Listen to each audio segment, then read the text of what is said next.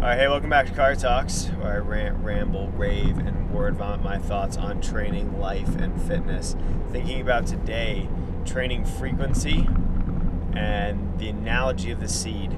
So I've been evaluating a lot of athletes recently, and especially I work with a lot of young kids. I'm saying young, I mean 16 or less.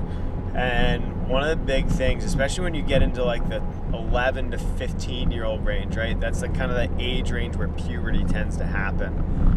One of the things you notice, and one of the things I think is really kind of crucial for some of these younger kids, is they're basically like a seed in the ground. This is the analogy I give them. We don't want to drown the seed, and we don't want to underwater the seed, right? If we water a seed with the right amount of water, it flourishes and grows pretty quickly, especially young kids, right? Like just a small dose of training will yield drastically good results, because mostly everything they do makes them stronger and faster, but then their bodies are primed and ready to go. They're ready to grow and get stronger and better. And so we want to make sure that we're watering that seed because they're ready to grow. Conversely, or I guess contradictorily, we don't want to flood the seed. And this is what we see a lot of times. Most kids really only need to train 2 to 3 times a week to get a good result.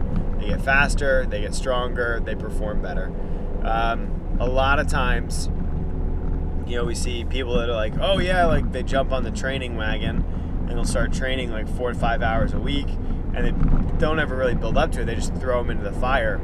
And what that does, it's just like you flood a seed. If I put a seed in the ground here, and let's just say grass seed, okay?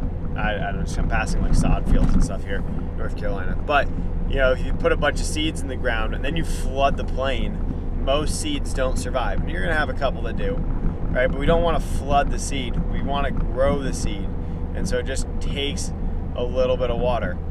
And I think that's especially when you're working with new individuals. It's not about training every day. It's not about training, a bunch during the week. Not about super long training sessions.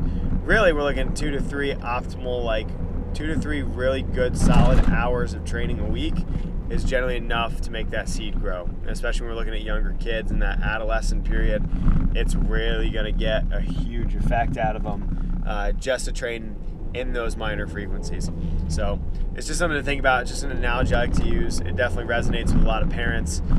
So if you work with parents in sport, that's a great way to kind of help explain that. So just something for you to think about, maybe steal if you work with those parents. And until next time, we'll see you in the passenger seat.